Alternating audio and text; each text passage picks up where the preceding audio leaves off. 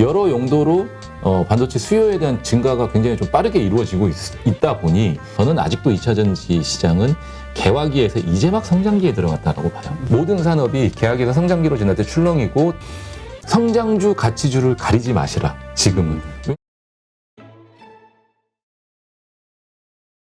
지금 PCB라고 그러죠. 그 네. 기판 관련된 주식들, 맞습니다. 반도체 네. 대형주 네네. 움직임이 조금씩 괜찮아지고 있는 것 같아요. 장비주들에도 이제 수급이 전반적으로 들어오고 있고 PCB주들의 시가총액이 올라가면서 이제 그 업종 내의 이제 섹터들이 다 좋아지는 것 같아요. 왜냐하면 뭐 어쨌든 지금 시장을 좌지우지하는 이 시장의 전체 큰 흐름의 수급은 패시브 자금들인데 패시브 자금들이 안 건드릴 수가 없죠. 이렇게 되면. 그래서 시가총액이 커지게 되면. 그래서 뭐 신텍이라든지 코리아서키트, 이스페타시스, 대덕전자 이런 애들이 이제 판때기 4대장이라고 그러잖아요. 기판하는 판때기 4대장이라고 하는데 여러 가지 뭐 복잡한 전문 용어를 쓰지 않고 제가 간략하게 말씀드릴게요. 왜 얘네들이 좋냐면은 기존에는 이제 모바일 쪽에 들어가는 PCB 기판, 연성 PCB들이 굉장히 좋았어요. 그래서 뭐 인터플렉스라든지 이 관련된 종목들이 주가들이 많이 좋았었단 말이에요. 근데 그러면서 대부분의 회사들이 그쪽으로 증설을 많이 했고 그쪽으로 어떤 이 수요가 좀 집중이 됐었는데 이제 시간이 흐르고 보니까 반도체 이 업황 전체적으로 뭔가 쇼티지가 발생하다 보니 뭐 자동차 쪽에도 이제는 반도체 기판이 쓰이게 되고요. 자율주행차라든지 전기차 쪽에 자율기판이 쓰이게 되고 여러 용도로 반도체 수요에 대한 증가가 굉장히 좀 빠르게 이루어지고 있다 보니 기존에 이제 PCB를 했던 판때기를 했던 그냥 쉽게 말하면 그 PCB를 했던 업체들이 갑자기 쇼티지가 나다 보니까 이제는 가격을 올리기 시작을 해요. 가격이 올라가고 그리고 이제 영업이익이 개선이 되고 장사를 못 하다가 어느 순간부터 물량이 쏟아지기 시작을 하는 거죠. 그러면서 빠르게 증설을 나선 업체들 같은 경우는 이미 실적이 나고 있어요. 그게 이제 심텍이고요. 뒤따라서 이제 실적을 내고 있는 회사, 실적을 내려고 준비하는 회사들이 이스페타시스 같은 회사들이 이제는 증설을 좀 뒤늦게 참여를 했지만 결국은 그 수익이 어쨌든 올해 1분기부터 2분기부터 이제 또 나오기 시작을 할 거라는 거죠. 그러면 앞으로 한 2년에서 3년 정도의 이 실적은 뭐 거의 이미 담보가 됐다라고 보셔도 될 것 같아요. 그러면 지금 현재 수준에서 쇼티지가 나는데 나중에 뭐 이런 부분들 리오프닝 되면 해소되지 않겠냐라고 생각하시는 분들도 계시지만 그렇지 않습니다. 이 수요가 지금 뭐 개화되지 않은 시장들, 이제 개화돼서 성장기로 들어가는 시장의 이 산업들이 굉장히 많잖아요. 뭐 무슨 자율주행 관련이라든지 5G 관련이라든지 그리고 뭐 메타버스 관련이라든지 여러 가지 이 관련된 이 산업들이 4차 산업혁명 관련된 산업들이 이제 개화기에 진입을 하면서 성장기로 아직 들어가지도 않은 산업이란 말이에요. 그러면 그쪽에서 필요로 하는 수요들이 어마어마하게 많이 늘어나고 있기 때문에 지금 증설로만으로도 부족할 수도 있어요. 앞으로 추가적인 증설이 있을 수도 있으니까 굳이 따지자면 지금 이런 어떤 PCB 업체들이 시장에서 그나마 좀 두각을 나타내고 있는데 시총 비중이 그렇게 크지 않아서 시장을 좌지우지는 하지는 못하지만 어쨌든 수익률을 조금 낼 수 있는 우리가 단기적으로나마 수익률을 낼 수 있는 업종 내 섹터라고 말씀을 드리는 게 앞서 잠깐 말씀드렸지만 실적이 담보가 돼 있잖아요. 1분기 실적 이제 3월 다 끝나고 4월, 5월이면 발표를 할 텐데 1분기 실적 발표일 때까지는 달려갈 가능성이 굉장히 높아요. 그러니까 예상외로 증권사 리포트들이 나오기 시작하는데 그 리포트들의 어떤 실적 예상치가, 추정치가 계속 올라가고 있단 말이에요. 그러면 1분기 실적을 우리가 뭐 이 공부를 해서 예측을 할 수도 있지만 증권사 애널리스트들이 분석을 해서 다 알려주잖아요. 그런 부분들 확인을 하면서 눌림목이 있었을 자리라든지 아니면 나는 이 업황이나 업종에 대해서 공부를 해봤더니 확신이 생긴다라고 하면 적어도 1분기 실적 발표일 때까지는 한번 매수를 해서 좀 들고 있어 보면 이 섹터 말고는 사실은 시장이 좀 가파르게 올라가고 뭔가 거래량이 좀 많이 늘어나는 업종 종목들이 없잖아요. 지금 당장에. 그러면 이런 종목들에는 한 번쯤은 뭐 주가가 가파르게 서 있다고 한들 지금 다른 업종의 종목들 중에 주가가 가파르게 서 있는 게 없잖아요. 그러면 쉽게 빠지지 않는다라는 거거든요. 오히려 쏠림 현상이 더 지속될 가능성이 높기 때문에 한번 살펴보셔도 좋을 것 같아요. 알겠습니다. 자, 그렇다면 지금 전체적으로 이 섹터에 대해서는 좋게 봐요. 네, 맞습니다. 그런데 이제 뭐 또 그 반도체 관련해서도 뭐 아까 우리 얘기했듯이 뭐 소재주도 있고 장비주도 있고 기판주도 있고 네네. 뭐 메모리 업체도 있고 뭐 많이 있잖아요. 네네네. 다 또 많이 어떤 거는 많이 오른 것도 있고 떨어진 것도 네. 있고 네. 다 천차만별이란 말이죠. 네네. 이 가운데서도 조금 우리가 집중적으로 볼 만한 데가 어디가 있을까? 네네네. 얼마 전까지는 뭐 파운드리 쪽 네네. 이야기가 좀 많았었는데. 네, 맞습니다. DBI텍이라든지 이런 파운더리 쪽 회사들이 괜찮았고, 이제 앞서 이제 이 PCB 업체들, 신텍, 코레스키, 스페타시스, 대덕전자 같은 회사들은 뭐 제가 다 언급을 했으니까 차치하고요. 최근에 제가 이제 눈에 띄는 종목이 LX 세미콘이라는 종목이 좀 눈에 띄어요. 그러니까 예전에 이제 실리콘웍스죠. 범 LG가 회사고요. 이 회사 같은 경우는 이제 디스플레이, 특히나 이제 TV라든지 모바일용 디스플레이에 들어가는 드라이버 구동칩이나, 그러니까 DDI라는 드라이버 구동칩인데, 이 DDI라는 드라이버 구동칩이 무슨 역할을 하냐면 화질을 좀 개선을 해줘요. 뭐 화소들을 다 모아가지고 화질을 개선을 해주고, 그다음에 타이밍 컨트롤러라는 T콘, 이 반도체 칩을 만드는데, 이 반도체 칩은 DDI를 또 제어하는 역할을 하죠. 그래서 LX 세미콘 같은 경우는 DDI, T콘을 개별적으로 각각 만들기도 하고요. 두 개의 칩을 하나로 통합해서 만들기도 합니다. 근데 두 개의 칩을 하나로 통합해서 만든 칩을 중국 업체들이 굉장히 선호를 합니다. BOE라든지 이런 업체들이. 어쨌든 BOE 같은 경우도 애플향으로 납품이 되는 것도 있고, LG 디스플레이도 마찬가지로 받아서 애플향으로 납품을 하잖아요. 그렇죠. 이런 회사들이 이 T콘과 DDI가 통합된 칩을 굉장히 선호를 합니다. 왜냐하면 그렇게 통합을 하면 애플도 M1 칩으로 통합을 하잖아요. 통합을 하면 메모리와 뭐 이 그래픽 카드를 통합을 해서 만드는데, 이 회사도 마찬가지로 이 두 개의 칩을 통합을 하게 되면 좋은 게 뭐냐면 전력이라든지 이런 소비가 굉장히 좀 줄어듭니다. 전력 소비가 줄어들고, 그리고 원가 절감도 가능하고요. 그래서 중국 업체들은 이 통합 칩이 아닌 이 DDI나 T콘을 받지를 않아요. 그러니까 이 회사만 어찌됐든지 간에 지금 중국 업체에 납품을 하고 있다라고 봐도 무방하죠. 그래서 굉장히 조금 좋아지는 상황이고, 그러면서 단가까지 올라가고 있습니다. 주로 이제 이 회사 같은 경우는 매출처가 LCD 모니터, LCD 디스플레이 쪽과 OLED 디스플레이 쪽 두 개로 나뉘어지는데, 두 개를 딱 정확하게 반반하고 있습니다. 그러니까 LCD 쪽도 한 45에서 50%, OLED 쪽도 45에서 50%. 그러면 LCD 업황이 안 좋아진다 그래가지고 수익이, 실적이나 수익이 악화되느냐? 그것도 아니라는 거죠. OLED 시장이 개화가 되면서 오히려 고부가 가치의 상품들을 더 많이 납품할 수 있는 기회까지 생기게 되는 거고, 특히나 올해 그러니까 이 전자업종, 그러니까 이 비메모리 반도체 이 가전 쪽에 들어가는 이 전자업종 내 종목 내 섹터들은 1분기, 2분기가 비수기예요. 3분기, 4분기가 성수기고, 근데 1분기 실적이 오히려 작년 4분기보다 훨씬 더 좋게 예상이 되고 있습니다. 그래서 올해 1분기에 영업이익 기준으로 한 1,000억 이상이 나올 것으로 좀 예상이 되고 있고, 온기로는 영업이익이 4,500억 정도란 말이에요. 그러면 PER 밸류에이션이 영업이익 기준으로 5배 정도밖에 안 된단 말이에요. 그러면 업종 평균 PER 밸류에이션이 15배까지도 가는데, 사실 그 정도까지는 주기는 좀 너무 과분하고요. 왜냐면 만약에 이 주식이 코로나 이후에, 그러니까 코로나가 끝나고 유동성이 막 몰아붙였을 때 이 정도 실적을 기록하고 이 정도 상황이었다면 충분히 가능한 숫자죠. 하지만 지금은 유동성이 좀 많이 줄어들었고, 어찌됐든 주가가 가파르게 오를 것 같지 않다라고 하면 현재 시점에서 접근을 해봐도 사실은 8배 정도 수준까지는 줘야 되지 않겠냐.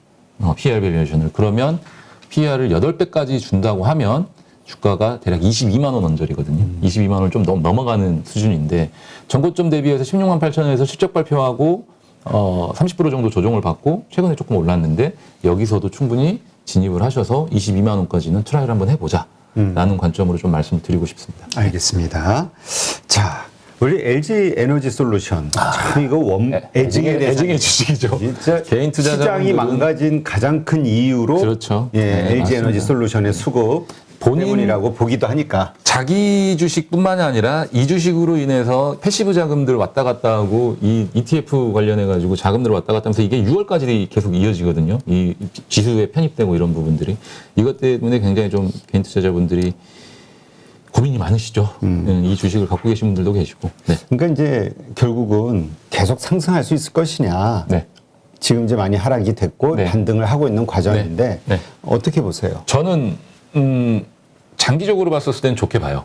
장기적으로 봤을 때는 이 주식의 시가총액이 100조도 넘어가서 120조, 130조 또는 200조까지도 갈 수 있다고 보는데, 지금 당장의 2차 전지 업황의 시황을 좀 보셔야 될 것 같아요. 센티멘트라든지 이런 부분들을 좀 보셔야 될 것 같은데, 자, 니켈 가격 오르고 리튬 가격 오르고 원자재 가격 오르고 있어요. 당장의 1분기 실적은 어찌됐든지 간에 기존의 원자재들 가지고 납품을 하면서 뭐 원가라든지 이런 부분들을 비용을 조절을 할 수가 있겠죠. 하지만 이게 계속 지속되지는 않을 거지만 어쨌든 저는 2분기 이상까지는 좀 갈 수 있을 것 같은데 원자재 가격 상승이나 이런 부분들이 뭐 미국의 연준에서 어떻게 빠르게 금리 인상을 진행을 하면서 막을 수야 있겠지만 한번 투기 세력까지 지금 어쨌든 진입을 한 것 같은데 원자 시장 쪽에 어떤 곡물이라든지 유가라든지 모든 원자재가 다 튀고 있다는 것은 분명히 투기 세력이 진입을 했다라는 건데 그들이 뭔가 원하는 수익률을 얻기 전까지는 어쨌든 상승이 지속될 것 같은데 그런 부분들은 이 제조업체들한테 고스란히 부담으로 전가가 될 수밖에 없어요. 그러면 2분기 실적에 대한 어떤 전망도 조금 불확실할 것 같고 그런 부분들을 좀 감안을 했었을 때는 조금은 이 지금 현재 시점에서 추가적으로 급하게 오르지는 못할 것 같다라는 생각이 조금 들어요. 그러니까 센티멘트를 좀 보다 보면 실적이라든지 이런 부분들을 같이 포함을 해서 보다 보면 그렇게 보여지지만 2차 전지라는 이 전체적인 업황의 그림을 보면 저는 아직도 2차 전지 시장은 개화기에서 이제 막 성장기에 들어갔다라고 봐요. 주가는 사실은 개화기는 어찌 뭐 2014, 13년도에 개화기였었고 지금은 이제 개화기를 지나서 성장기로 진입하는 시점이라고 보는데 이때 주가가 많이 출렁입니다.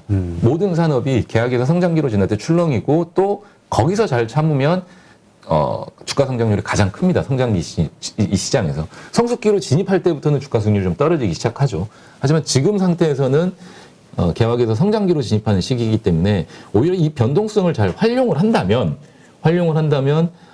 향후에 장기적인 그림을 그려봤었을 때는 좋을 수는 있습니다만 지금 상황에서 내가 주가가 뭐 35만 원에서 39만 7천 원까지 반등을 했으니까 여기서 21선을 뚫고 추가적으로 다시 60만 원, 50만 원을 넘어서 60만 원까지 올라간다? 전고점을 지나? 그렇게까지 보여지진 않아요. 네. 근데 일단 그 LG 에너지 솔루션을 좀 부정적으로 보시는 분들 의견을 보면 네. 일단 뭐 네. 긍정적으로 보시는 것 같아요. 단기적인 수급 때문에 지금은 좀 뭐 어렵겠지만 센티멘탈이죠. 그렇죠. 네, 그러나 장기적으로 좀 갈 거다. 나중에는 그 시장을 좋을 수 보고. 있고. 네네. 근데 일단 뭐 지금 여러 회사들 자동차 내재화라는 이슈도 있고 그렇습니다. 또 새로운 유럽이나 맞습니다. 뭐 이런 스타트업 기업들의 네, 신규 맞습니다. 공장 증설이 엄청나게 빠르게 맞습니다. 되고 맞습니다. 있잖아요. 맞습니다. 그리고 이제 또 하나는 지금 어떤 원재재 가격의 상승이라든가 네. 하여튼 여러 가지 이슈들로 인해서 과연 지금 올해 목표인 1조 실적 달성하는 건 이미 물 건너 갔을 거고 네. 이렇게 안 좋은데 1조가 된다 해도 PER 100배인데 맞습니다. 이게 안 됐을 때가 그 PER 계산해 보면 이건 말이 안 된다. 자, 먼저 이제 한 가지만 말씀드릴게요. 후발업체들에 대한 얘기를 해보고 내재화에 대한 얘기를 해보겠습니다. 그 후발업체들이 공장을 다 증설하고 이 산업에 본격적으로 뛰어들고 그리고 글로벌 자동차 메이커 회사들, 현대차도 마찬가지고 뭐 아우디라든지 BMW, 유수의 글로벌 자동차 메이커 회사들이 내재화를 시작을 해서 실질적으로 자기네들이 만들어서 자기네들이 탑재하기 시작하는 그 시점은 2차 전지 산업이 성숙기로 진입하는 시기입니다. 지금은 성장기 산업인데요. 성장기에 진입해가는 산업 이 상황인데 LG 에너지 솔루션이라든지 국내 뭐 SK 이노베이션이라든지 이런 삼성 SDI라든지 이 회사들 같은 경우는 이미 십수년 전부터 그 부분을 준비를 해왔고 공장 증설을 빠르게 진행을 했습니다. 그들보다 캐파가 적어도 2배에서 많게는 5배까지도 큽니다. 캐파 자체가. 그래서 후발업체들이 진입하기 전에 이미 가격 결정권을 다 가지고 있을 것이고 또 시장을 어느 정도 장악을 해놓을 것이라는 거죠. 그리고 국내 3사와 비교를 하더라도 SDI나 SK 이노베이션과 비교했을 때도 LG 에너지 솔루션의 캐파는 글로벌 1등 캐파거든요. 그래서 쫓아오기가 좀 힘든 부분이 있어요. 그래서 성장기가 끝나는 시점, 그러니까 앞으로 2년, 3년 뒤의 일이거든요. 성숙기로 진입하는 시점이죠.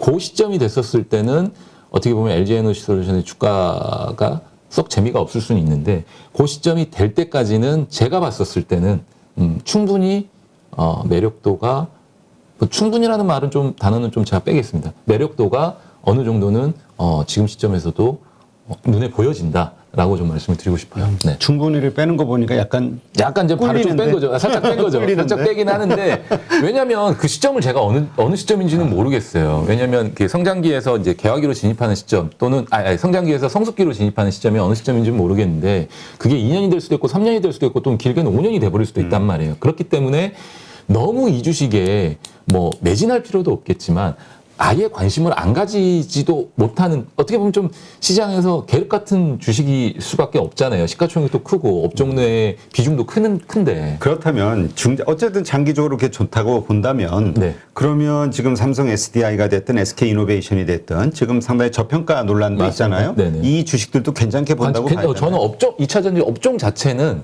당장의 어떤 올 한 해 실적을 봤었을 때는 센티멘트가 안 좋기 때문에 원자재 가격 상승이라는 이런 부분들 때문에 2차전지 업종 섹터를 단기적으로나마 조금 부정적으로 보는 것 뿐이지 장기적인 큰 그림으로 봤었을 때는 4차 산업혁명과 관련해서 그리고 앞서 이제 이 미래 자동차로 가기 위한 필수 전제 조건이 전기차란 말이에요. ESS도 아직 안 된 상태고 그러면 2차전지 업종 내에 있는 종목들은 길게 보셔야 됨이 분명하다라고 좀 그런 말씀드리고 싶어요. 알겠습니다. 뭐 하여튼 의견은 다 다르니까 그렇게 보지 않는 또 전문가분들도 있고 맞습니다. 그래서 보시는 분들이 자신은 어느 쪽에 그러니까 팩트를 좀 정확히 체크하시고 네, 어디에 자신도 투자 기준을 맞출 것이냐 이걸 세우시는 게 좋을 것 같아요. 단기적으로는 사실은 이제 2차전지 업종을 좀 부정적으로 보는 건 맞고요. 하지만 주가가 추가적으로 하락한다든지 또는 중간중간에 이제 실적 발표도 분명히 할 것이고 그런 부분들을 확인을 하면서 우리가 생각했던 어떤 부정적인 것보다는 조금은 더 나아질 것 같네?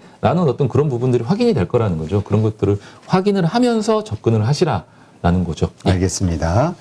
자, 내일 그러니까 대응 전략을 어떻게 가져가는 게 좋을까요? 시장 대응 전략이요? 네. 결국은 여전히 시장은 물가입니다.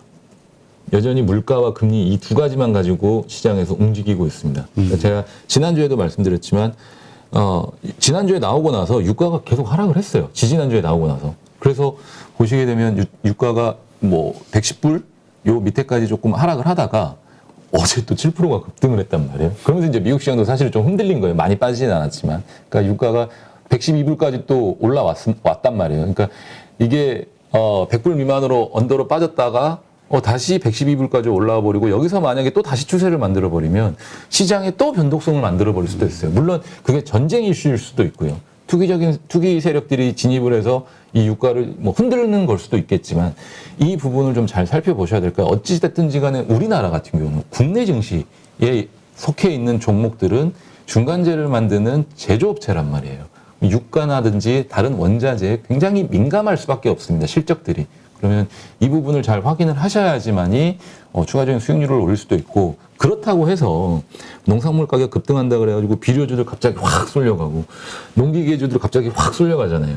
그러면 그 주식에 너무 쏠려가지는 말았으면 좋겠어요. 그러니까 왜냐면 단기적으로 내가 뭐 이미 만약에 물가가 올라가기 전에 비료 주식을 가지고 있었다니 또는 이제 인플레이션을 예상을 하고 농기계 관련이라든지 이런 주식들을 조금 매수를 해놓으셨다면 그분들한테는 박수를 쳐주고 싶지만 그분들이 그런 수익률을 내기 위해서는 정말 2차 전지 올라갈 때 그분들 한 2년 3년을 계속 놀고 계셨다는 거거든요. 그러니까 반대급부로 좀 생각을 하셔가지고요. 지금 너무 그런 부분들에 대해서 쏠림 현상으로 쏠려가시지는 말아라 라는 부분들 좀 말씀드리고 싶고 그리고 앞서 말씀드린 반도체 섹터에 지금 자금이 흘러 들어오고 있다는 부분은 굉장히 긍정적인 부분이에요. 우리나라의 어떤 산업의 뭐 거의 대부분을 차지하고 있다고 봐도 무방한 반도체 섹터에 이 자금들이 조금 쏠려오면서 뭐 PCB 업체라든지 다른 반도체 소재 업체라든지 또 비메모리 파운드리 업체라든지 또 반도체 장비 업체라든지 이런 류의 주식들에 좀 자금이 조금씩 들어오고 있다라는 것은 굉장히 긍정적인 신호이기 때문에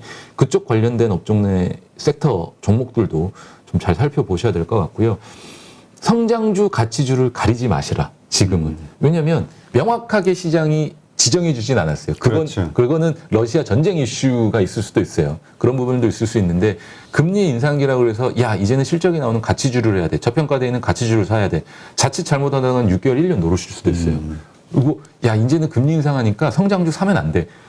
금리 인상하고 나서도 2차 전지 업종 내 섹터들이 갑자기 수익률이 좋아지는 경우도 있었거든요. 단기적으로 주가가 많이 하락을 하면서 1-20% 올라가는 그런 경험도 했잖아요, 저희가. 그렇기 때문에 지금 당장에는 성장주 가치주를 가리지 마시고요. 향후 2-3년 안에 좋아질 수 있는 업종 내 섹터들, 그런 종목들 위주로는 이게 성장주라고 해서 안 돼? 그렇게 생각하지 마시고 접근을 하셔도 될 것 같아요. 네, 알겠습니다. 누구나 1시간 안에 200개 종목에서 좋은 종목을 고를 수 있는 그런 능력을 배양할 수 있도록 제가 도와드리려고 그렇게 하고 있습니다.